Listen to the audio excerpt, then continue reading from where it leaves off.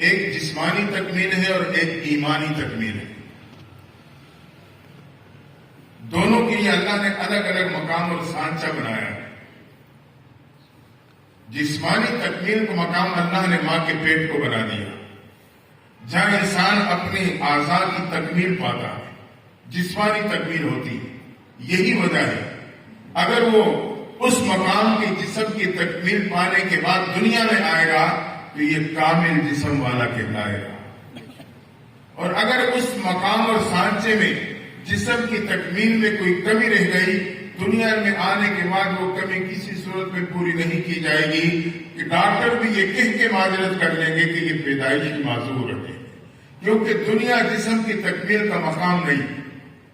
ہاں، تکمیل کے بعد جسم میں کوئی کمی آ گئی، نقص آ گیا، بیماری آ گئی، اس کی علاج موجود ہے. لیکن اگر اسی سانچے میں جسم کی تکمیل میں کمی رہ گئی، دنیا میں کسی صورت میں اس کمی کو دور نہیں کیا جا سکے. اسی طرح ایمان کی تکمیل کا مقام زمین اور آسمان کا پیٹ ہے، دنیا کی زندگی. اگر میں نے دنیا کی زندگی میں ایمان کی تکمیل پا لی تو قیامت کے دن کامل ایمان کے ساتھ اٹھایا جاؤں گا. اور اگر دنیا کی زندگی میں میری ایمان میں کمی رہ گئی تو یاد رکھنا قیامت کے دن ایمان کی کمی کسی صورت میں پوری نہیں کی جائے گی. اعمال کی کمی اللہ اپنے فضل سے پورا کر دے گا. اللہ کی رحمت ہوئی تو اللہ نوافل کو فرض کی درجے پہ قبول کر کے اس کمی کو دور کر دے گا. لیکن ایمان کی کمی وہ قیامت کے دن پوری نہیں کی جائے گی، کیونکہ آخرت وہ ایمان کی تکمیل کا مقام نہیں ہے، وہ دنیا کی زندگی تھی. اس لیے اگر یہاں کمی رہ گئی تو وہاں پوری نہیں کی جا سکے گی. معلوم ہوا کہ دنیا کی زندگی بہت ہی قیمتی زندگی، بہت ہی قیمتی زندگی. اس کا ایک ایک لمحہ قیمتی ہے. یہ میرے اور آپ کے ایمان کی تکمیل کا ایک مضبوط ذریعہ. اس سے فائدہ اٹھائیں، ضائع ہونے سے بچائیں، وقت کی قدر کریں. آج حقیقت ہے کہ ہمارے معاشرے میں وقت کی قدر تو بالکل ختم. رات گئے تک نوجوان چوکوں میں بیٹھے ہیں، ہوٹلوں پہ بیٹھے ہیں. ایک حکومت کی عمارت بنا رہے ہیں، دوسرا گرا رہا ہے، اسی پیسے پیسے میں لگے ہوئے ہیں، بس ہاتھ جھاڑے اور اٹھے، رات گھر آ گئے. کیا ملا؟ ہم وقت کو ضائع کر رہے ہیں. آپ حقیقت مانیں، آپ باہر کی دنیا میں جا کے دیکھیں. مجھے بہت قریب سے دیکھنے کا موقع ملا. وہاں وقت کی قدر ہے، قدر. یہاں ہم سفر کرتے ہیں تو ہم کہتے ہیں یار اتنے میل کا سفر ہے، وہاں یہ نہیں کہتے. وہاں کہتے ہیں اتنے منٹوں کا سفر ہے، اتنے گھنٹوں کا سفر ہے. وقت کو سامنے رکھتے ہیں، ایک ایک منٹ کی ترتیب دیکھتے ہیں، ضائع نہیں کرتے.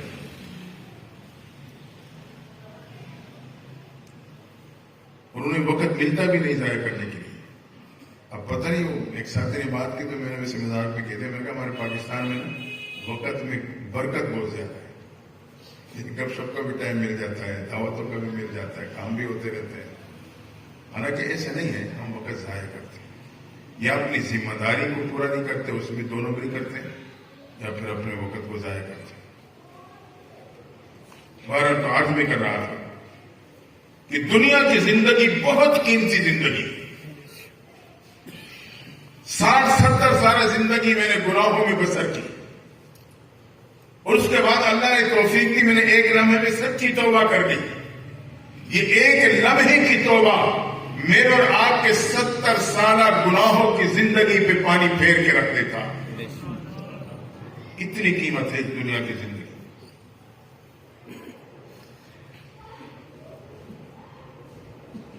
یاد رکھنا، یہ زندگی ایک مہلت ہے. لفظ مہلت ہم اور آپ روزمرہ زندگی میں استعمال کرتے ہیں، اس کے معنی کو بھی جانتے ہیں، اس کے مقصد کو بھی سمجھتے ہیں، لیکن شاید ہم نے مہلت کی اہمیت کو نہیں جانا. میں ایک عام فہم سے مثال دے کے اس کی اہمیت کو تھوڑا سا کھولنا چاہتا ہوں. ایک شخص تھا، اس نے ایک باغ لگایا، باغ میں درخت لگے، درختوں پہ پھل لگے. ایک دن اپنے ملازم سے کہنے لگا بھائی باغ میں داخل ہو جانا، جتنا صاف ستھرا پھل توڑ کے لاؤ گے اسی نسبت سے میں آپ کو ترقی دے دوں گا۔ ملازم نے سوچا بڑا آسان، بڑی خوبصورت مہلت مل گئی، ٹانگوں میں چلنے کی طاقت، ہاتھوں میں توڑنے کی طاقت، نگاہوں میں دیکھنے کی صلاحیت، جہاں سے اچھا پھل نظر آئے گا ٹوکری میں ڈالتا جاؤں گا، ٹوکری بھر کے مالک کے سامنے پیش کر دوں گا، اس مہلت سے مجھے بھرپور فائدہ حاصل ہے۔ باغ میں داخل ہونے لگا تو مالک نے کہا صرف ایک شرط ہے، میرا باغ 4 حصوں میں مشتمل ہے، جس حصے کو کراس کر لو گے واپس آنے کی اجازت نہ ہوگی۔ اس نے شرط کو خوشی قبول کر لی تو بڑی آسان سی بات ہے، ٹھیک ہے۔ ٹوکری لے کے باغ کے پہلے حصے میں قدم رکھتا ہے، نگاہوں کو اٹھا کے درختوں پہ جماتا ہے۔ اس نے کیا دیکھا؟ درختوں پہ پھل تو موجود ہیں مگر کچھ داغدار ہیں۔ سوچنے لگا اگر یہ پھل توڑ کے لے کے جاؤں تو مہلت کو ضائع کر بیٹھوں،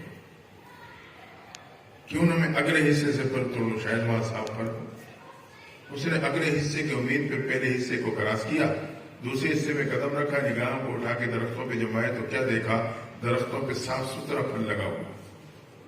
اسے سوچا اگر یہ پھل توڑ کے لے جاؤں تو مہلت سے فائدہ حاصل کر لوں گا۔ لیکن اسی اسلام میں ایک دوسری سوچ آئی، اللہ کے بندے جب باغ کے دوسرے حصے میں صاف پھل ہے، ممکن ہے تیسرے حصے میں اس سے بہتر پھل ہو، کیوں نہ میں تیسرے حصے سے پھل توڑ کے لے کے جاؤں۔ اس نے تیسرے حصے کی امید پہ دوسرے حصے کو کراس کیا، تیسرے میں قدم رکھا تو واقعی اس پہ پہلے سے بہتر پھل موجود تھا۔ اس نے کہا فائدہ حاصل ہو سکتا، لیکن وہی سوچ لوٹ کے آ گئی، جب باغ میں کے دوسرے حصے میں صاف پھل ہے، تیسرے میں بہتر پھل ہے، یقیناً چوتھے اور آخری حصے میں سب سے بہترین پھل ہوگا، میں کیوں نہ آخری حصے سے پھل توڑ لوں۔ اس نے آخری حصے کی امید پہ تیسرے حصے کو کراس کر لیا۔ جب آخری حصے میں قدم رکھتا ہے، نگاہوں کو اٹھا کے درختوں پہ جماتا ہے تو اس کے ہاتھ اٹھے دانتوں کے درمیان میں آئے، اپنے ہاتھوں کو کاٹنے لگا۔ اس کی نگاہوں نے کیا دیکھا؟ آخری حصے میں درخت تو موجود ہے مگر پھل سے خالی ہے۔ اب آہوزاری کر رہا ہے، کوئی فریاد سننے والا نہیں، کوئی مدد کرنے والا نہیں، آہوزاری کرتے کرتے آخرکار خالی ٹوکری لیے باغ سے نکل جاتا ہے۔ دوستو میرے اور آپ کی زندگی کا باغ بھی 4 حصوں پہ مشتمل ہے۔ پہلا حصہ بچپن کا ہے جو نادانی ناسمجھی میں بسر ہو جاتا ہے۔ آج بڑے بھی بچوں کے سر سے تربیت کا ہاتھ اٹھا لیتے ہیں۔ میں نے اپنے کانوں سے سنا، کسی شادی کا موقع تھا، دادا نانا کی عمر کا شخص اپنے پوتے پوتی سے کہتا ہے، چھوٹے سے بچے تھے، گھر میں کون سا گانا گایا ہے؟ بڑے بھی تربیت کا ہاتھ اٹھا لیتے ہیں، گالی دیتے ہوئے اس کو حوصلہ افزائی کی جاتی ہے۔ اس کا یہ مطلب نہیں کہ آپ بچوں کو مارو، پیار سے سمجھا دو، نرمی سے بات کرو، پیار محبت سے سمجھاؤ۔ آج ہمارا سمجھانے کا انداز ہی بہت غلط ہے۔ آپ کیا مجھے ماحول کا نہیں پتا، میں اپنے حوالے سے بات کرتی ہوں کیونکہ یہاں پہلی دفعہ تقریباً میں آیا۔ یہ مسیح میں بچے آتے ہیں، چھوٹے بچے ہوتے ہیں، شور کرتے ہیں، بڑے انہیں چپ کرانے کے لیے ان سے زیادہ شور مچاتے ہیں۔ یہ کیا طریقہ ہو؟ بچہ شور کر رہا ہے، اسے چپ کرانا ہے تو جو بڑے ہوتے ہیں ایک نہیں 2 3 ہوں گے، دور سے آوازیں لگائیں گے۔ بچوں نے اتنا شور نہیں کہے جتنا روکنے کے بڑے شور کر رہے ہیں۔ یہ طریقہ کار ٹھیک نہیں ہوتا۔ یا پھر ہم بچوں کو بھگا دیتے ہیں، مسجد میں نہ آنا۔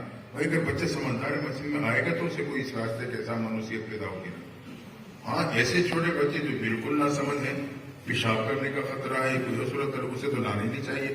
جو سمجھدار بچے ہیں، چھوٹے ہیں لیکن وہ سمجھ رکھتے ہیں، وہ اگر چلو جمعے کو لے کے آتے ہیں تیار کر کے، اچھی بات ہے، تاکہ مسجد کے ساتھ جڑتے چلے جائیں۔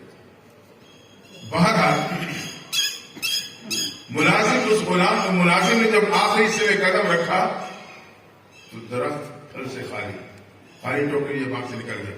میرے اور آپ کی زندگی کا باغ 4 حصوں پہ مشتمل۔ پہلا حصہ نادانی ناسمجھی، بچپن کا حصہ ہے جو ناسمجھی میں گزر جاتا ہے۔ میں لڑکپن کو پہنچا، میرے میں جوانی کا آغاز ہوا، صلاحیتیں پیدا ہوئی، اس تنے پہ خوبصورت پھل لگا۔ میں اس صلاحیت سے فائدہ اٹھا کر دین دنیا دونوں کی تعلیم حاصل کر سکتا ہوں۔ اپنا مستقبل بنا سکتا ہوں. لیکن اس وقت میرے نوجوان کی سوچ یہ ہوتی ہے ابھی تو جوانی ہے میں مستانی میں بسر کروں گا, ابھی تو جوانی ہے میں مستانی میں گزاروں گا. جب میری جوانی میری یہ مستانی سنجیدگی میں بدل جائے گی, میری یہ صلاحیتوں میں اور پختگی آ جائے گی, پھر میں اپنے کل کے بارے میں سوچ لوں گا. تو یہ نوجوان اپنی جوانی کو کھیل و تماشے اور لہو و لعب کے نظر کر دیتا ہے, اس امید پر کہ جب میری مستانی سنجیدگی میں بدلی بات کے تیسرے حصے میں پہنچوں گا پھر اپنی آخرت اور مستقبل کے بارے میں سوچ لوں گا. جب یہ تیسرے حصے میں پہنچتا ہے, اس کی مستانی سنجیدگی میں بدل گئی, صلاحیتوں میں اور پختگی آ گئی, اب ایسی مضبوط صلاحیتوں کا مالک بنا کہ صرف اپنا مستقبل نہیں دوسروں کا مستقبل بھی بنا سکتا ہے, اپنے گھر کی آبادی نہیں دوسروں کے گھر کی آبادی کا ذریعہ بھی بن سکتا ہے, معاشرے میں ایک اچھا کردار پیش کر کے معاشرے کے ماحول کو کوئی کہ سلجھا سکتا ہے. لیکن اس وقت میرے نوجوان کی سوچ یہ ہوتی ہے ابھی تو میں نے صلاحیتوں کو استعمال کر کے اپنی جائیداد بنانی ہے, کاروبار چمکانا ہے, ایک باغ لگایا دوسرا کیسے لگانا ہے, ایک مکان بنایا دوسرا کیسے بنانا ہے, ایک پلاٹ خریدا دوسرا کیسے خریدنا ہے. ہاں جب میں آخری حصے میں پہنچوں گا, ریٹائرمنٹ ہو جائے گی, بڑھاپا آ جائے گا, اولاد جوان ہو جائے گی, میری آڑت اور باغ اور کھیتی باڑی کو سنبھال لے گی, پھر میں اللہ کے گھر کو سنبھال لوں گا, اپنے آخرت کی فکر میں لگا رہوں گا. یہ باغ کے چوتھے حصے کی امید پر تیسرے حصے کو دنیا میں دنیا کے لیے استعمال کرنے لگ جاتا, حتیٰ کہ وہ قدم جو تیسرے سے اٹھ کے چوتھے میں جانے والا ہے بڑی تمنا اور آرزوؤں کے ساتھ اٹھاتا ہے کہ میری ریٹائرمنٹ ہو جائے گی, بڑھاپا آ جائے گا, میری اولاد جوان ہو چکی ہوگی, سب کو سنبھال لے گی, میں پھر یہ کروں گا وہ کروں گا وہ کروں گا, معلوم نہیں کیا کیا چاہتے دل میں پیدا ہوتی ہیں. لیکن جیسے یہ آخری حصے میں قدم رکھتا ہے اللہ کے شاید اچانک فالج نے اٹیک کر دیا, کام کی صلاحیت مفلوج, ہاتھ کی صلاحیت مفلوج, آنکھوں کی بیرائی کمزور, زبان کی قوت گویائی کمزور, دماغ کی سوچ اور دماغ مدھم. اب یہ تنا ہے جو چارپی پہ پڑا ہے لیکن ہر قسم کی صلاحیت اور پھل سے خالی ہو چکا ہے. جب سب کچھ کر سکتا تھا کرنے کے لیے تیار نہ تھا, اب کرنا چاہتا ہے لیکن کچھ کر نہیں سکتا. اولاد 3-4 مہینے خدمت کرنے کے بعد منہ پھیر لیتی ہے کہ میں اس گوئے کے انہیں پالوں یا اس کی جائیداد کو سنبھالوں. وہ صبح سویرے تیار ہو کے اس کی عادت دفتر اور دکان پہ جا کے بیٹھ جاتی ہے, پھر ہر آنے والے کے سامنے گلا و شکوہ کرتا ہے, اولاد مجھے پوچھتی نہیں, اولاد میری خدمت نہیں کرتی. اور جس دن کی لیے تو نے اولاد کو جوان کیا اس نے تو وہ ذمہ داریاں سنبھال لی, اب تجھے سنبھالے, تیری جائیداد کو سنبھالے.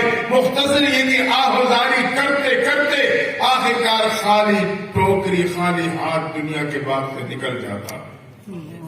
قرآن میں اللہ کہتے ہیں قیامت کے دن یہ لوگ اپنے ہاتھوں کو دانتوں کے درمیان لے کے کاٹیں گے, اللہ میں ایک بار دوبارہ بھیج دے ہم عمل کر کے آئیں گے. مالک کہے گا واپس جانے کی اجازت نہیں ہے. دوستو آئیں, اگر ہم اور آپ دیکھیں تو اس وقت مجموعی طور پہ ہم اور آپ زندگی کے بعد کے تیسرے حصے میں یہیں پہ اپنے قدموں کو روک لیں, سچی پکی توبہ کر لیں, اپنے مالک کے ساتھ جڑ جائیں, اللہ اور اللہ کے نبی کی تعلیمات سے اپنی زندگی کو سجانے کی کوشش کریں. اس لیے خوش قسمت ہے وہ بچیاں جو علم دین حاصل کر رہی ہیں, خوش قسمت ہے وہ ماں باپ جن کے بچے کو اللہ نے علم دین اپنے محبوب کے فرمان کے لیے چن لیا. تو ہم اپنی زندگی کو نبی کے طریقوں سے سجانے کی کوشش کریں. میں نے آیت کریمہ پڑھی تھی نا, قد کان لکم فی رسول اللہ اسوۃ حسنہ. اللہ فرماتے ہیں محبوب پیغمبر کے عملی زندگی میں تمہارے لیے خوبصورت نمونے ہیں.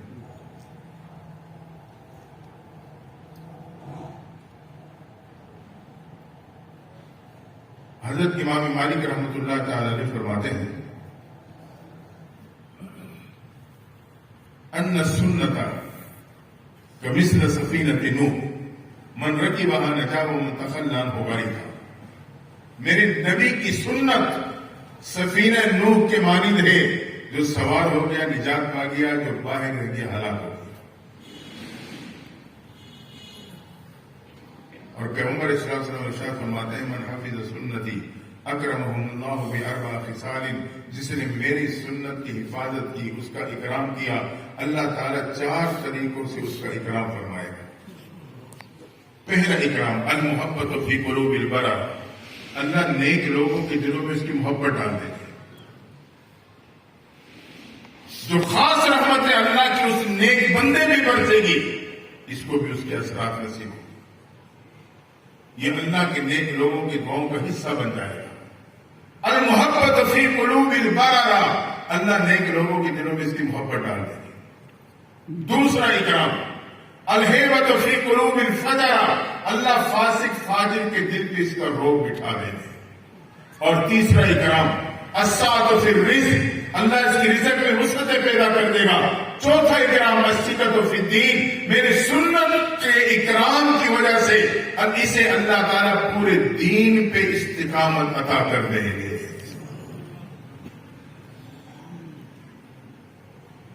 اگر ہم نے اپنی زندگی کو اپنے نبی کے طریقوں سے سجا لیا تو اللہ میرے اور آپ کا اس انداز سے اکرام فرمائے گا۔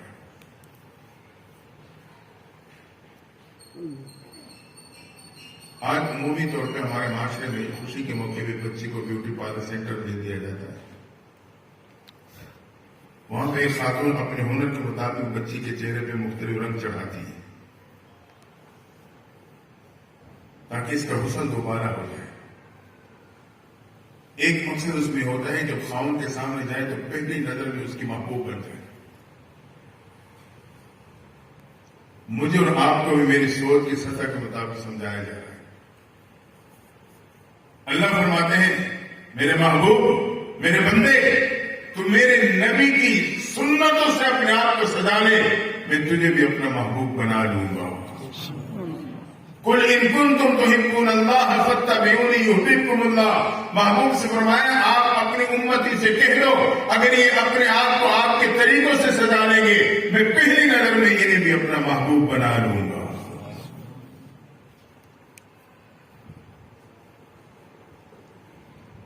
اس قیمتی زندگی میں اپنے آپ کو نبی کے طریقوں سے سجانے کی کوشش کریں۔ اللہ کو اپنے محبوب کا طریقہ، محبوب کا نمونہ بہت پسند آتا ہے، بہت پسند۔ موسیٰ علیہ السلام جب آپ کے مقابلے میں پورے جادوگر کے لشکروں نے ایمان قبول کیا، کیا وجہ بنی تھی؟ اس وقت ایک اصول تھا ملکی سطح پہ اگر کوئی مقابلہ ہوگا تو فریقین کے لباس ایک جیسا ہوگا۔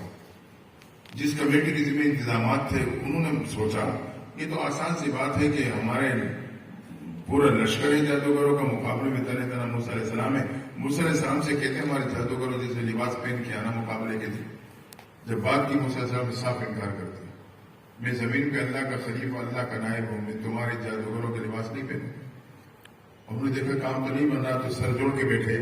آخرکار یہ مشورہ کیا کہ جتنے جادوگر ہیں موسیٰ علیہ السلام کے لباس کے مطابق لباس تیار کر کے انہیں پہنا دو تاکہ فریقین کے لباس ایک جیسا ہو جائے۔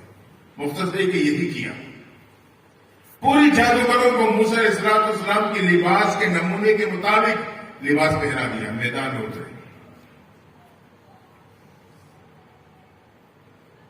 اترے۔ انہوں نے موسیٰ علیہ السلام کو پہل کی دعوت دی، موسیٰ علیہ السلام نے انہیں پہل کی دعوت دی، تم جادو دکھاؤ میں توڑ پیش کروں گا۔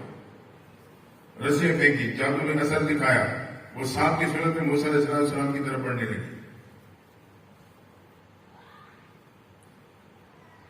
موسیٰ علیہ السلام اللہ کے حکم سے جب لاٹھی کو میدان میں پھینکا، اژدہا بنا، تمام سانپوں کو نکل دیا۔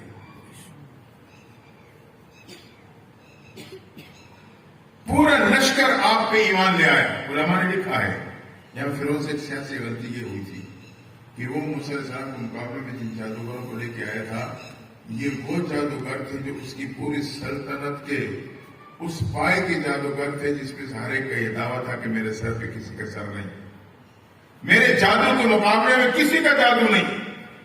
جب ان کے جادو کے مقابلے میں موسیٰ علیہ السلام کے مقابلے میں جب ان کا جادو ناکام ہوا تو انہیں خود بخود یقین ہو گیا کہ ہمارے جادو کے مقابلے میں جو چیز پیش کی گئی ہے یہ جادو نہیں، یہ معجزہ ہے۔ بہرحال اللہ نے جادوگروں کے ایمان کی دولت دے دی۔ موسیٰ علیہ السلام نے کہا اللہ آپ نے مجھے نام تو فرعون کا دیا تھا، اذهب الى فرعون انه طغى، فرعون کے پاس جاؤ بڑا سرکش ہو چکا ہے۔ نام فرعون کا دیا، انتخاب جادوگروں کا۔ اللہ نے فرمایا ہاں میرے پیغمبر موسیٰ علیہ السلام نام تو فرعون کا دیا تھا، انتخاب جادوگروں کا کیا، اس لیے انہوں نے آپ کے لباس کے نمونے جیسا لباس پہنا، اس نمونے کی وجہ سے مجھے انہی پہ پیار آیا اور میرے ایمان کی دولت انہیں دے دی۔ اللہ کو اپنے محبوب کا نمونہ بہت پسند آتا ہے،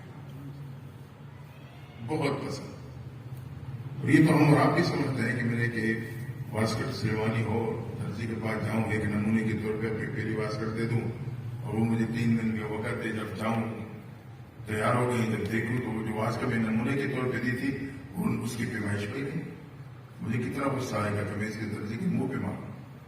جب نمونہ دیا تھا پھر اس کے مطابق کیوں نہیں؟ اگر وہ نمونے کے مطابق ہو کہ میں خوشی خوشی اسے لے کے گھر آ جاؤں گا، پہنوں گا، خوشی کا اظہار کروں گا۔ تو اللہ کو اپنے نبی اپنے محبوب کا نمونہ پسند آتا ہے، ایک بات۔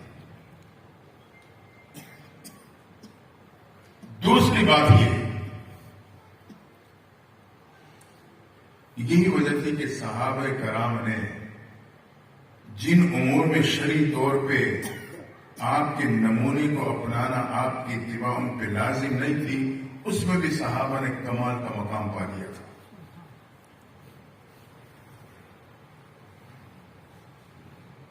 اس میں بھی کمال کا مقام پایا۔ مسجد نبی میں صحابہ کا مجمع ہے، محبوب پیغمبر تشریف فرمائے، ایک اجنبی مدینے سے باہر رہنے والا کوئی اجنبی آتا ہے تو آج جو سے پوچھنا پڑتا ہے من منکم محمد صلی اللہ علیہ وسلم، تمہارے بھی محمد صلی اللہ علیہ وسلم کون ہے؟ صحابہ کی ظاہری مشابہت اتنی کامل ہو چکی تھی کہ آنے والے اجنبی کو پوچھنا پڑتا تھا تمہارے بھی محمد صلی اللہ علیہ وسلم کون ہے؟ ہجرت کے موقع میں جب صدیق اکبر آپ کے ساتھ ہیں، مدینہ کے اوائل میں پہنچے اور اہل مدینہ استقبال کے لیے نکلے ہوئے، پہلے زیارت نہیں ہوئی، انہوں نے دیکھا 2 شخصیات آ رہی ہیں، جب قریب آئی تو آپس میں چیخیں گوئی شروع ہو گئی کہ آقا کون ہے، غلام کون ہے۔ اتنے میں یہ پہنچ گئے تو انہوں نے اپنے طور پہ سوچ وچار کرنے کے بعد اللہ کے شان صدیق اکبر کو آقا سمجھ کے مسافر کرنا شروع کر دیا۔ صدیق اکبر نے سوچا محبوب کو سفر کی تھکاوٹ ہے، مسافر کی تھکاوٹ سے بچا لوں۔ معلوم ہوا کہ مسافر میں تھکاوٹ ہوتی ہے، ہم تو 4 دفعہ مل رہے ہوتے ہیں۔ صدیق اکبر سے مسافر لیتے رہے مسافر مکمل ہوا، محبوب پیغمبر آگے بڑھے، ایک مقام پہ جا کے استراحت کے لیے لیٹے، اہل مدینہ چاروں طرف کھڑے منظر دیکھ رہے ہیں۔ کچھ دیر بعد جب سورج کی کرنوں نے آپ کے رخسار مبارک کا بوسہ لینا شروع کیا تو صدیق اکبر اٹھے، چادر کھولی، سائے کر کے کھڑے ہو گئے۔ اس وقت مدینہ والوں کو پتہ چلا آقا کون ہے اور غلام کون ہے۔ مشابہت اتنی کامل تھی، نمونے میں اتنا کمال تھا کہ نقل اصل کا روپ دھار چکی تھی۔ اس لیے اگر میں اور آپ اپنے آپ کو اپنے نبی کے طریقوں سے مزین کر لوں، اپنی زندگی کو آپ کے نمونے سے سجا لوں گا، لیکن اللہ کے ہاں میرے اور آپ کا کیا مقام؟ الحمدللہ یہ جذبہ ہمارا آپ کے اکابر میں بھی موجود تھا، جو صحابہ کا جذبہ تھا یہ اللہ نے ہمارا آپ کے اکابر کو بھی دیا تھا۔ شکر ادا کرے اللہ نے ہم اور آپ کو ایسے اکابر عطا فرمائے کہ ان کی مثال نہیں ملتی۔ کسی نے بہت خوب کہا ہے کہ صحابہ سے بچھڑا ہوا ایک قافلہ ہے علماء دیوبند۔ بانی دارالعلوم دیوبند حضرت قاسم نانوتوی رحمۃ اللہ تعالی علیہ فرنگی کی طرف سے وارنٹ گرفتاری جاری ہوا۔ لوگوں نے کہا حضرت روپوش ہو جائے، ہمیں آپ کی ضرورت ہے، وارنٹ آپ کا پیچھا کر رہا ہے، گرفتار ہو گئے تو ہمارے لیے مشکل ہو جائے گی۔ ساتھیوں کے اصرار بڑھا، آپ روپوش ہو گئے۔ 1 دن 2 دن 3 دن 3 راتیں روپوش رہے، پھر منظر عام پہ آ گئے۔ حضرت ابھی وارنٹ آپ کا پیچھا کر رہا ہے، مہربانی کرے روپوش ہو جائے، ہمیں آپ کی ضرورت ہے، ہمارے لیے پریشانی بن سکتی ہے۔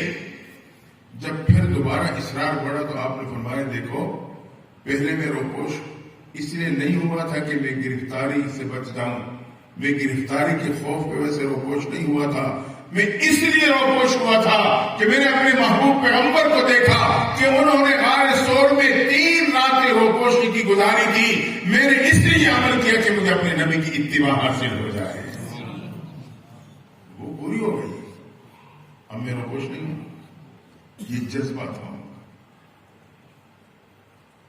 حضرت رشید احمد گنگوہی رحمۃ اللہ تعالی علم و عمل کے پیکر ہیں، جبال علم،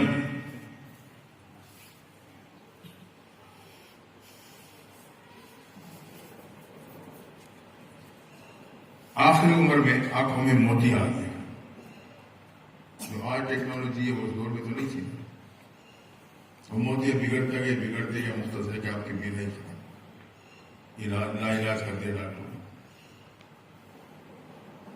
لیکن آپ معمول کے مطابق رات کو سونے سے پہلے آپ کی خدمت میں رہنے والے جو آپ کے شاگرد خادم ہیں ان سے سرما منگواتے ہیں، 3 سلائیاں لگاتے ہیں۔ طالب علم کا مزاج ہوتا ہے، وہ سوال کرتا ہے، طالب جو ہوتا ہے، صحابہ کے بھی مزاج تھا، صحابہ کا سوال محبوب پیغمبر کا جواب، اسی کو دین کہتے ہیں۔ تو ایک طالب علم سوال کرتے، استاد جی ایک بات پوچھنا چاہتا ہوں، بیٹا پوچھو کیا بات؟ استاد جی ہمیں تو پتہ چلا ہے کہ ڈاکٹروں نے آپ کی آنکھوں کو لاعلاج کر دیا ہے، اس میں بینائی نہیں آ سکتی، لیکن پھر بھی آپ باقاعدہ رات کو سونے سے پہلے 3 سلائیاں آنکھوں میں لگاتے ہیں، کیا وجہ ہے؟ فرمایا بیٹا میں سرما اس لیے نہیں لگاتا میرے آنکھوں کی بینائی لوٹ آئے، میں صرف اس لیے لگاتا ہوں کہ مجھے اپنے محبوب کی اتباع نصیب ہو جائے۔ شیخ العرب والعجم حضرت حسین احمد مدنی رحمۃ اللہ تعالی علیہ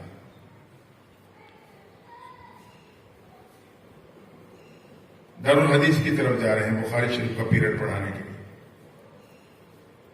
آج خلاف معمول دارالعلوم دیوبند کے دارالحدیث کے سامنے ایک چھوٹا سا باغیچہ ہے، وہاں کے آ کے آپ کے قدم رک گئے، نگاہیں دائیں بائیں گھومنے لگی تو طلباء دوڑ گئے، حضرت کسی کو تلاش کر، فرمایا مالی دیکھ رہا ہوں، طالب علم دوڑے مالی کو بلا کے لے آئے، حضرت آپ کے انتظار میں کھڑے، مالی توڑتا ہوا ہے، حضرت حکم، فرمایا اس باغیچے میں کیکر کا درخت لگا، ادب غالب تھا، حضرت کا ایک روب تھا، اس نے بس بغیر سوچے سمجھے ہاں کر دی، جب تھوڑا پیچھے ہٹ پھر اس کے عقل نے کام شروع کیا، آگے بڑھا، حضرت باغیچے میں تو وہ پودا لگایا جاتا ہے جس پہ پھول کھلتے ہیں یا پھل لگتا ہو یا اس کے ظاہری بناوٹ میں حسن ہو، کیکر تو وہ بے ڈول کانٹے دار درخت ہے، نہ پھول لگتا ہے نہ پھل لگتا ہے، نہ اس کی ظاہری بناوٹ میں حسن ہے، کیکر کو باغیچے میں نہیں لگایا جاتا۔ آپ نے فرمایا میں حکم دیتا ہوں کہ کیکر کو اس باغیچے میں لگاؤ، جب یہ کہا تو مالی نے قدم اٹھایا، حضرت حکم کی تعمیر ہوئی، آپ گئے آگے دارالحدیث میں پہنچے، بخاری شریف کا سبق ہوا، طالب علم جمع ہو گئے، حضرت آج ہم نے یہ معاملہ دیکھا، کیا وجہ آپ نے اس بات پہ اصرار کیا؟ کہنے لگے بیٹا میں نے جہاں احادیث کی روشنی میں اپنے محبوب پیغمبر کو دیکھا ہے کہ وہ حدیبیہ کے مقام پر جس درخت کے نیچے تشریف فرما تھے وہ کیکر کا درخت تھا، اس لیے میں نے چاہا یہاں کیکر کا درخت ہو تاکہ محبوب کے فرامین پڑھانے کے لیے آتے جاتے اس درخت کو دیکھ کے میں اپنے آنکھوں کو ٹھنڈا کر لیا کروں۔ یہ ہمارا آپ کے بڑے تھے، کیا جذبہ تھا، نبی کی اتباع کا، نبی کی مشابہت کا۔ ہم اور آپ اپنی زندگی پہ نظر ڈالیں، اس لیے پیغمبر اسلام و اسلام کی اتباع میں اپنے آپ کو ڈھالنے کی کوشش کریں۔ آج حقیقت مادیت کو دور ہے، فتنے ہی فتنے ہیں، ہم اپنے نبی کی زندگی سے بہت دور ہوتے جا رہے ہیں۔ جس ذات کی شفاعت کی امید پہ زندگی گزار رہا ہوں میں اس کی اتباع کو اپنانے کے لیے تیار نہیں۔ آپ دیکھ لیں، میں اس حوالے سے تفصیل میں نہیں جاؤں گا، ہمارے آپ کے معاشرے میں ہمیں خوشی کے موقع پہ جو ترتیبیں ہوتی ہیں، اگر ہم اور آپ اندازہ لگائیں، ایک طرف میرے نبی کا طریقہ، دوسری طرف میرے برادر و معاشرے کا طریقہ، آپ خود بتائیں مقامی خوشی کے موقع پہ کس طریقے کو اپناتے ہیں؟ معاشرے کے طریقے، برادری کے طریقے، نبی کے طریقے کو نظر انداز کر دیتے ہیں. اگر کوئی پوچھے تو ہمارا ایک ہی جواب ہوتا ہے، یار کیا کریں، پھر برادری کے سامنے ناک کٹتی ہے. اگر برادری کے طریقے کو نہ اپناؤ تو اس کے سامنے ناک کٹتی ہے. دوستو یہ جملہ کہنے میں تو عام سے جملہ ہے، لیکن بڑا خطرناک، بڑا خطرناک. دیکھیں ہر سکے کے دو رخ ہوتے ہیں، ٹھیک ہے نا؟ ہر سکے کے دو رخ ہوتے ہیں، ہر بات کے دو مفہوم ہوتے ہیں. ایک کو مفہوم مخالف کہا جاتا ہے، اس کا دوسرا رخ. اب اس بات کا ایک رخ تو یہ ہے کہ اگر میں برادری کے طریقے کو نہ اپناؤں تو میری ناک کٹتی ہے. نعوذ باللہ، نعوذ باللہ، نعوذ باللہ. یہ امتی یہ کہنا چاہتا ہے. جو اس بات کا دوسرا رخ ہے کہ اگر برادری کے طریقے کے مقابلے میں نبی کا طریقہ اپنا لوں تو میری بے عزتی ہوتی ہے. کیا مفہوم مخالف یہی نہیں؟ آج کا امتی اپنے نبی کے طریقے کو اپنانے میں اپنی بے عزتی محسوس کر رہا ہوں. تم کہاں سے کہاں چلے گئے؟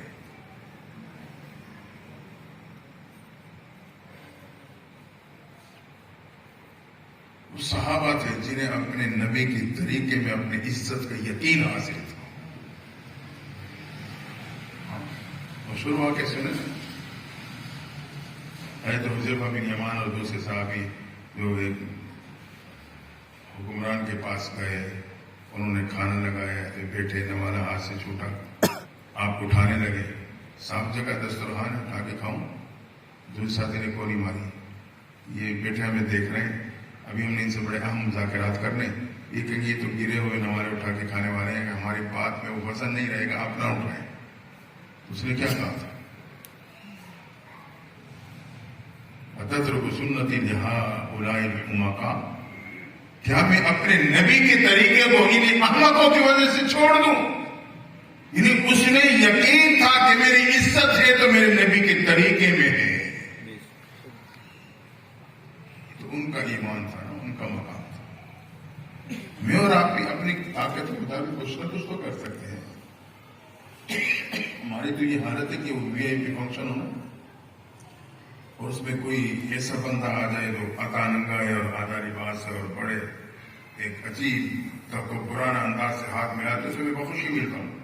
میں دیکھنے والا دیکھا کہ یار اس کا ایسے بھی تعلق ہے، یہ تو فلاں بندہ ہے، فلاں بندہ ہے. اور میرے کوئی بیچارہ میرے آپ کی طرح سر پہ ٹوپی ہو، چہرے پہ داڑھی ہو، شلوار اونچی ہو، سادہ سا لباس ہو، وہ ملنے آ جائے تو مجھے کوفت ہو رہی ہوتی ہے، یار یہ دیکھنے والے کیا کہیں گے کون ہے. آج میرے آپ کی ایمان کی حالت ہے. میں صرف متوجہ کرنا چاہتا ہوں آپ کو بھی اور اپنے آپ کو بھی کہ واپس لوٹائیں. جو عزت اللہ نے دین میں رکھی ہے وہ کسی غیر کے طریقے میں نہیں، جو میرے نبی کے طریقے میں ہے وہ کسی اور کے طریقے میں نہیں. جڑ جائیں، ان علماء کے قریب آئیں، ان کے پاس بیٹھے. آج تو حقیقت یہ ہے کہ جمعے کی صورت حال آپ کو معلوم ہے، مجھے یہاں کا نہیں پتا، شاید یہاں بہتر ہو. عمومی حالت بتا رہا ہوں. جب دوسری اذان قریب ہوتی ہے نا پھر بھاگ بھاگ کے آ رہے ہوتے ہیں، بڑی فکر ہے مجھے، جلدی جلدی وضو کرا، دوڑ دوڑ کے آیا، بس یا خود پر شروع ہو گیا یا آدھا ہو چکا ہے، نماز پڑھی، جلدی جا کے شامل ہو گئی. یہ تو میری جمعے کی تیاری ہے. دین تو میں نے سننا نہیں، پر نماز پڑھنی، فریضہ ادا ہو جائے. اور خوش قسمت ہیں وہ نمازی جن کے مساجد میں درس قرآن ہوتا. مجھے پتا چلا یہاں جیسے حضرت مفتی سے رحمۃ اللہ تعالیٰ نے باقاعدہ درس کا اہتمام تھا ان کی زندگی میں. الحمدللہ آج اللہ نے ان کی اولاد سے وہی کام لیا کہ حضرت مولانا محمد قاسم گل صاحب فجر کے بعد باقاعدہ درس قرآن دیتے ہیں. مجھے پتا چلا، مجھے واقعی بہت خوشی، ان کی روح کو کی طرح سکون ملتا. مجھے امید ہے جیسے آپ ان کے درس میں جڑتے ہو گے، ان کے درس میں بھی جڑتے ہو گے. اور اگر نہیں جڑتے ہو گے تو یہ بہت بڑی کمی ہے. یاد رکھنا، بہت کم مساجد آپ کو ملے گی جہاں باقاعدہ درس قرآن ہوتا ہو، ورنہ آج مساجد درس قرآن سے خالی ہو چکی. یہ آپ کی خوش قسمتی ہے کہ آپ کے مسجد میں ایک عرصے سے درس قرآن چلا اور اس کا تسلسل باقی. اس درس میں جڑنے کی کوشش کیا کرو. کہ جڑ رہے ہو تو بہت اچھا، نہیں جڑ رہے غفلت کے شکار ہو، اس غفلت کو ختم کر دو. اس کی بڑی برکات ہے قرآن کے درس میں بیٹھنے میں، بڑی برکات. ہم علماء کے قریب آئے، ان کے درس میں بیٹھے ہیں. وہ تو گھنٹے کا درس تو ہوتا نہیں، مختصر ہی ہوتا ہے. کتنے منٹ آپ کی رعایت میں خاموش ہو جاتا ہوں، نہیں تو سے کہتا کم از کم آدھا گھنٹہ تو.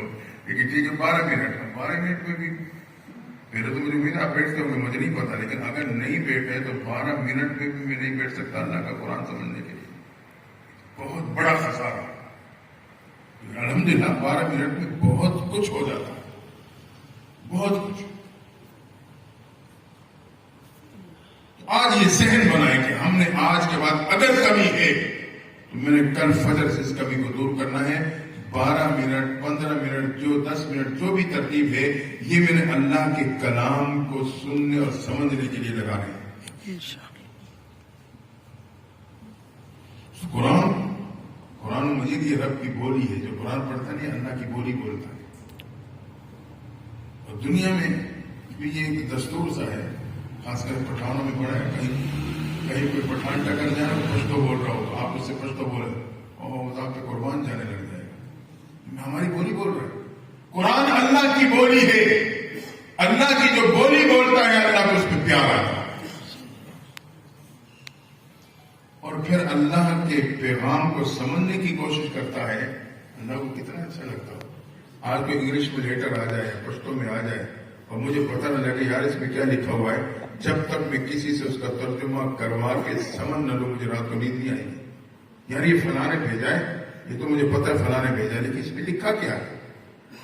میں پھروں گا اس سے جس کو پشتو یا انگلش آتی ہوگی یا فارسی آتی ہوگی جس میں وہ خط لکھا ہوا ہے، میں اس سے سمجھنے کے بعد مجھے اطمینان ہو جائے.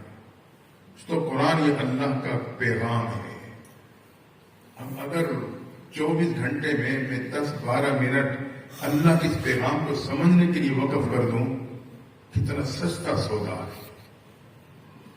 سستا سودا کہ میرے بندے کے دل میں میرے پیغام کی یہ قدر ہے کہ یہ روزانہ اس پیغام کو سمجھنے کے لیے 10-15 منٹ لگاتا. یہ تو ہمیں احسان ماننا چاہیے ان علماء ان حضرات جو روزانہ باقاعدہ مجھے اور آپ کو اللہ کے پیغام کا ترجمہ کر کے بتاتے ہیں. رب یہ کہہ رہا ہے، رب یہ کہہ رہا ہے، رب یہ کہہ رہا ہے. ایک تو ہم درس میں جڑے، اگر غفلت ہے تو اس غفلت کو ہٹا دیں. اس موقع سے فائدہ اٹھائیں. اس وقت خاص رحمتوں کا نزول ہوتا ہے جو اللہ کے کلام کو سمجھنے کے لیے بیٹھتا ہے. اور اس کے ساتھ ساتھ ایک دوسری بات یہ کہوں گا کہ قرآن کی تلاوت کا بھی اہتمام رکھیں. قرآن کی تلاوت کا اہتمام رکھیں. یہ جو ہمارے گھروں میں قرآن کے نسخے ہیں یہ نسخہ نہیں ہے، یہ رب کی طرف بھیجا ہوا مہمان ہے ہمارے گھر. آج کوئی مہمان ہماری طرف بھیج دے، چند دن نہیں چند گھنٹوں کے لیے وہ رہے اور آپ 5-10 منٹ بھی اس کے ساتھ نہ بیٹھے، اس سے 1 منٹ بھی بات نہ کریں. آپ بتائیں مہمان کی توہین نہیں، بھیجنے والی کی توہین نہیں، وہ ناراض نہیں ہوگا. یار میں نے مہمان بھیجا تھا، وہ اتنے گھنٹے وہ رہا، وہ اس کے بعد 5 منٹ بھی نہیں بیٹھ رہا، اس سے بات ہی نہیں. قرآن اللہ کے بھیجا ہوا مہمان ہے ایک ایمان کے گھر میں. اگر میں 24 گھنٹے میں اس کو 10 منٹ بھی نہیں دیتا، اس سے بات کرنے کے لیے بھی تیار نہیں، خطرہ ہے کہ میرا رب میرے سے ناراض نہ ہو جائے کہ تو نے میرے مہمان کی قدردانی نہیں کی. آخری باتیں کر رہا ہوں. خوش قسمت ہے وہ بچیاں جو علم دین حاصل کر رہی ہیں اور قرآن کی تعلیم حاصل کر رہی ہیں. اسی طرح وہ بچے تو قرآن کے ساتھ کمزور سے کمزور تعلق بھی ہدایت کا ذریعہ بنتا ہے.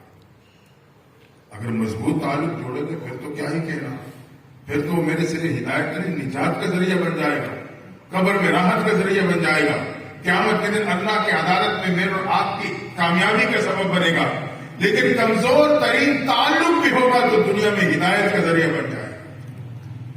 ایک نوجوان کے بارے میں آتا ہے پاکستان سے کیا باہر ملکوں میں، پڑھا لکھا تھا, کسی دفتر میں ملازمت ہو گئی. اللہ کی شان, اس دفتر میں ایک عیسائی لڑکی بھی ملازمت کرتی تھی. چند دنوں بعد آپس میں ہائی ہیلو کا سلسلہ شروع ہوا. بات بڑھتی گئی. کچھ عرصے بعد نوجوان نے اسے کہا میں تیرے سے شادی کرنا چاہتا ہوں. اس نے کہا دیکھو میرا باپ مذہبی اعتبار سے بہت سخت ہے, پادری ہے, میں اس کی ایجاد کے بغیر قدم نہیں اٹھا سکتی. جب موقع ملا تو بات کر کے دیکھوں گی.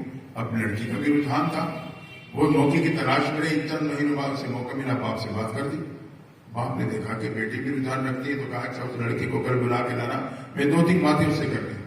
بلا کے لے آئے, باپ سے ملاقات کرا دی. باپ نے کہا دیکھو میری پہلی شرط یہ ہے کہ جس دفتر میں تم ملازمت کرتے ہو وہ دفتر کی ملازمت چھوڑنی پڑے گی. دیکھو مجھے منظور. دوسری شرط یہ ہے کہ جو تیری کمیونٹی ہے, عزیز و اقارب, دوست و احباب, وہاں سے تجھے شفٹ ہونا پڑے گا, رابطہ توڑنا پڑے گا. انہیں پتہ ہی نہیں چلے کون تھا اور کہاں کا. ٹھیک. تیسری شرط یہ کہ اتوار کو ہم چرچ میں عبادت کے لیے جاتے ہیں, ہمارے ساتھ جانا ہوگا. تو یہ بھی مجھے منظور ہے. تینوں باتیں اسے قبول کر لی. کچھ عرصے بعد شادی ہو گئی, الگ گھر دے دیا, یہ رہنے لگے. 3 سال کا عرصہ گزرا. 3 سال. اس کے دوست احباب عزیز و قریب تلاش کر کے مایوس ہو گئے. پتہ نہیں زمین نکل گئی, آسمان اچک گیا, کہاں گیا. اللہ کے شان 30 سال بعد یہ اپنی اس کمیونٹی کے ایریے میں جو مسجد تھی جہاں یہ رہتا تھا, وہاں مسجد میں نماز پڑھنے جاتا تھا, وہاں کے قاری صاحب کو یہ نوجوان وضو کرتے ہوئے نظر آئے. قاری صاحب نے دیکھا یہ کہاں سے آ گیا. 3 سال تک غائب رہا, تلاش کر کے مایوس. قاری صاحب سمجھدار سے اس پہ نظر رکھی. جب اس نے وضو کر کے نماز پڑھی تو ساتھی کو بھیجا. انہوں نے کہا قاری صاحب آپ کو حجرے میں بلا رہے ہیں. آ گیا. ملاقات ہوئی, بٹھایا, قاری صاحب نے چائے منگائی, چائے پلائی, خیر خیریت. اب قاری صاحب نے پوچھا 3 سال سے لاپتہ رہا تو کہاں تھا اور اب کہاں سے آیا؟ زمین سے نکلا, آسمان سے ٹپکا. اس نوجوان نے اس قاری صاحب کو اپنا واقعہ سنایا جو میں آپ کو سنانا چاہتا ہوں. قاری صاحب بات نہیں, میں فلاں دفتر ملازمت کرتا تھا, عیسائی لڑکی بھی ملازم تھی, ہمارا تعلق بننے لگا, آئے لوگ کے سلسلے شروع ہوا, بات بڑھتی گئی. میں نے شادی کی بات رکھ دی, اسے موقع ملا, باپ سے بات کی, باپ نے مجھے بلوایا, یہی شرائط رکھی, اس لیے میرا تعلق ہو گیا تھا. کوئی پتہ نہیں چلا میں کہاں ہوں اور کہاں نہیں ہوں. اور پھر مختصر یہ کہ ہماری شادی ہو گئی تو ہمیں الگ گھر مل گیا. میرے پاس ایک قرآن کا نسخہ تھا, تو کہتے ہیں گھر میں نا 92 تاخچہ تھا ایک طرف, اس میں عیسائیت کی کتابیں پڑھی تھی, میں نے وہ قرآن کا نسخہ بھی وہاں رکھ لیا. کہتے اب وہاں اس علاقے میں مجھے ملازمت مل گئی تھی. صبح ناشتہ کر کے تیاری کر کے جب دفتر کے لیے نکلتا تو اچانک میری نظر قرآن پہ پڑتی تو میرے دل و دماغ میں یہ بات گھوم جاتی کہ میرے رب کا سچا کلام ہے, یہ میرے رب کا سچا کلام ہے. یہ بات میرے دل میں ایسے آ جاتی بے اختیار. میں چلا جاتا تھا, شام کو جب واپس آتا پھر اتفاقاً میری نظر اٹھتی, قرآن پہ پڑھتی تو یہی بات میرے دماغ میں گھومتی کہ میرے رب کا سچا کلام ہے. قاری صاحب کچھ عرصہ ایسا گزرا, ایک دن دفتر سے واپس آیا, نظر اٹھی تو دیکھا وہاں کوئی کتابیں نہیں. میں نے بیوی سے پوچھی یہاں کچھ کتابیں پڑھی تھی, کہاں گئی؟ اسے کہا میں نے گھر کی صفائی کی ہے, وہ ایسے اضافی کتابیں تھی, میں نے ساری اٹھائی باہر کوڑے کے ڈبے میں پھینک دی. کہتے جب اس نے مجھے یہ کہا میں جلدی سے اٹھا, تیزی سے دوڑا. بیوی نے دیکھا کہ پتہ نہیں سے کیا ہو گیا, تو وہ ونڈو میں آ کے کھڑی ہو گئی, دیکھوں گی کیا کرتا ہے. کہتے میں نے جا کے ان ڈبوں سے کتابیں نکالی, قرآن کو تلاش کرنے لگا, قرآن ملا, اسے صاف کیا, آنکھوں سے لگایا, سینے سے لگایا, جمعہ بڑے احترام عقیدت کے ساتھ اسے سینے سے لگا کے گھر آ گیا. اب بیوی سارا منظر دیکھ چکی تھی. گھر آئے تو مجھے کہنے لگی تیرے میں ابھی مسلمان والے جراثیم ختم نہیں ہوئے.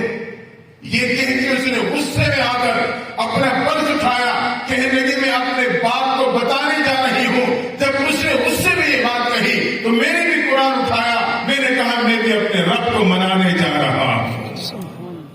ایسا واپس آ گیا. کتنا کمزور تعلق تھا لیکن ہدایت کا ذریعہ بن گیا.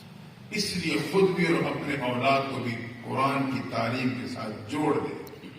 اور خود کم از کم جو یہاں کی نمازی ہیں, میں اس پہ آپ کو اس لیے زور دے رہا ہوں کہ مجھے پتا ہے کہ درس قرآن کے کتنے فوائد ہیں.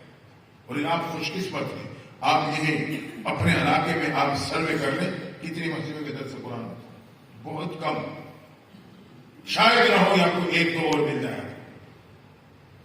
تو اس قرآن کے ساتھ جڑ جائیں.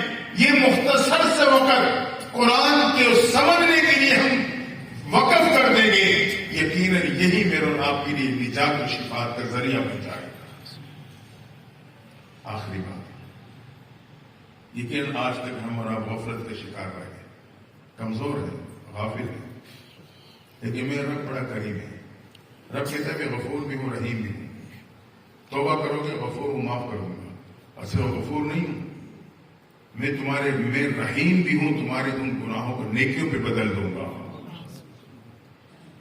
آئے سچی پکی توبہ کریں, رب سے جڑ جائیں, نبی کی طریقوں سے پوچھ کر علماء سے اسے اپنی زندگی میں لاگو کریں. ذاتی زندگی ہے, خاندانی زندگی ہے, معاشرتی زندگی ہے. اگر میں نے سچی توبہ کر لی, اللہ میرے گناہوں کو نیکیوں پہ بدل دے گا. آخرت کی عزت تو ہے, دنیا میں بھی اللہ تعالیٰ مجھے اور آپ کو عزت دے گا. حضرت عبداللہ بن مبارک رحمۃ اللہ تعالیٰ علیہ مشہور محدث گزرے, ہزاروں کی تعداد میں لوگ ان کی طرز حدیث میں بیٹھتے تھے. حضرت امام اعظم ابو حنیفہ رحمۃ اللہ تعالیٰ علیہ کی جو علمی و تحقیقی کمیٹی تھی 40 علماء پہ مشتمل, اس میں حضرت عبداللہ بن مبارک اس کمیٹی کے ممبر تھے. نام عبداللہ ہے, والد کا نام مبارک ہے. باپ ایک باغ کے مالی تھے, اپنی امانتداری کی بنیاد پر اسی باغ کے مالک بنا دیے گئے. شادی ہوئی, اللہ نے بیٹا دیا, نام عبداللہ رکھا. عبداللہ بن مبارک پہ نوجوان پہچانے جانے لگا.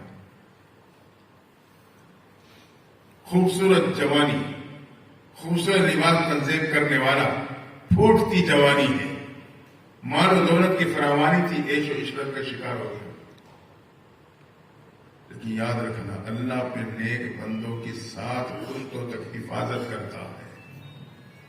نوجوان عیش و عشرت کا شکار ہوا.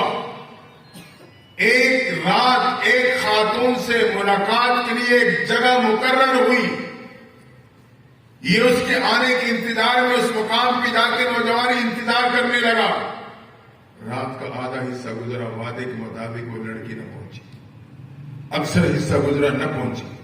حتیٰ کہ فجر کی اذانیں آ گئی. اب اس نوجوان کے دل پہ ایک چوٹ لگی. اپنے آپ کو مخاطب ہو کے کہنے لگا, عبداللہ بن مبارک, جس کے لیے تو نے ساری رات جاگ کے گزاری وہ تو تجھے نہ ملی. اگر تو یہ رات اپنے رب کے لیے جاگ کے گزار دیتا تو تیرا رب تجھے ضرور مل جاتا. یہ بات دل میں آ رہی تھی. جہاں گناہ کے ارادے سے نوجوان کھڑا تھا, وہیں سچی پکی توبہ کر کے رب سے صلح کر. سچی توبہ اللہ سے صلح کرنا. اب فجر ہو چکی تھی. سچی توبہ کرنے کے بعد نوجوان نے عزم کیا کہ عبداللہ مبارک اب سیدھا گھر نہیں جائے گا, وہ علماء کی بستی کی طرف جاؤں گا جہاں مدرسہ ہے. ٹیپو سلطان پور میں جہاں مفتی صاحب کا مدرسہ, مثال کے طور وہاں جاؤں گا, اللہ اور اللہ کے نبی کی تعلیمات کو سیکھوں گا, پھر اس کے مطابق اپنی زندگی گزاروں گا. اس ارادے سے توبہ کرنے کے بعد علم حاصل کرنے کے رائے سے نوجوان چل رہا. تھوڑا ہی آگے گیا کہ سفید ریش بزرگ بھی اس کے ساتھ ہو رہی ہے. اتفاقاً دونوں کا سفر اکٹھا طے ہونے لگا. سخت موسم ہے, کڑاکی کی دھوپ ہے, لیکن دونوں کو دھوپ کی تپش محسوس نہیں ہو رہی. کچھ سفر کرنے کے بعد دائیں بائیں دیکھا, حتیٰ کہ چہرہ اٹھایا, اوپر کی طرف نظر ڈالی تو کیا دیکھا, بادل کا ایک ٹکڑا ان پہ سائبان بن کے ان کے ساتھ ساتھ چل رہا تھا. نوجوان نے سوچا بزرگوں کی برکت, بزرگوں نے سوچا سفید بالوں کی برکت, اللہ نے خاص کرم کا معاملہ کر دیا. لیکن جب یہ دونوں چوراہے پہ پہنچے جہاں سے اس نوجوان کا راستہ جدا ہونا تھا مدرسے کے لیے, بڑے میاں تو اپنے سیدھے راستے پہ چلے, یہ نوجوان وہاں سے پلٹا, اس مدرسے کے راستے کی طرف گیا.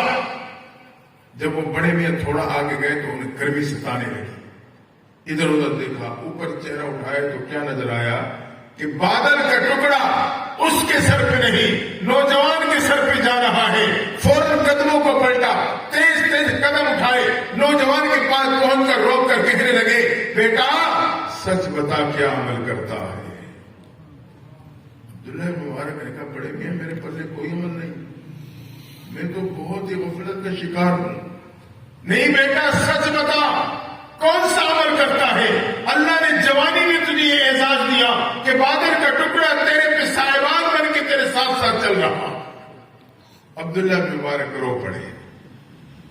فرمایا میرے پلے نیکی تو نہیں ہے، لیکن رات کو میں نے سچی توبہ کر لی ہے گناہوں سے، سچی توبہ کر لی ہے، مجھے اللہ کی رحمت سے امید ہے، اس نے میری توبہ کو قبول کرتے ہوئے جہاں دنیا کی تپش سے بچایا ہے، وہ قیامت کے دن مجھے جہنم کی تپش سے بھی بچا لے گا۔ اللہ پھر گناہوں کو معاف نہیں کرتا، عزتیں بھی دیتا ہے۔ آئیں اس ذات سے محبت کر لیں، اس سے تعلق جوڑ لیں۔ دعا ہے اللہ تعالیٰ ہم سب کو سچی پکی توبہ نصیب فرمائے اور محبوب پیغمبر کی اتباع میں اپنی زندگی گزارنے کی توفیق عطا فرما دے۔ وآخر دعوانا ان الحمد للہ رب العالمین۔